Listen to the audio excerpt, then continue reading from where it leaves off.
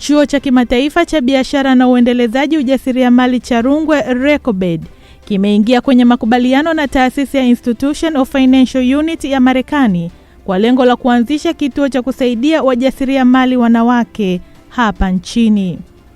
Mwanzilishi wa Institution of Financial Unity Bi Angela Siles amesema kituo hicho kiitwacho Shero Shop Tanzania kitawaunganisha wanawake wa kila rika kiuchumi kwa kuwawezesha katika nyanja mbalimbali ikiwemo kusaidiwa kuanzisha viwanda vidogo vidogo na kuuza bidhaa hizo katika masoko ya kimataifa hususan Marekani.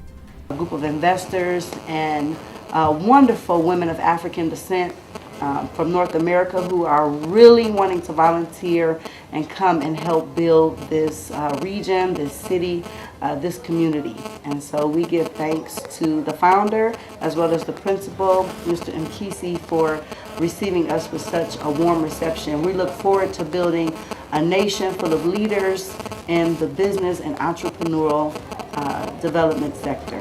Naye mkuu wa chuo Samson Mkisi ameishukuru taasisi kwa kukubali kuanzisha ushirikiano huo, kwani utaleta chachu ya maendeleo kwa wanawake hapa nchini, akisema hiyo ni fursa muhimu hasa kwa watoto wa kike ambao walishindwa kuendelea na masomo baada ya kupata ujauzito wakiwa masomoni na wale ambao wamemaliza vyuo lakini hawajapata kazi ama shughuli ya kufanya.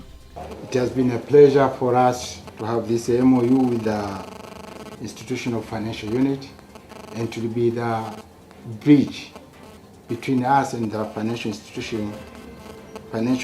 Institution of Financial Unity to create a more desirable opportunities for our students and the marginalized girls and other stakeholders to make our institute to prosper.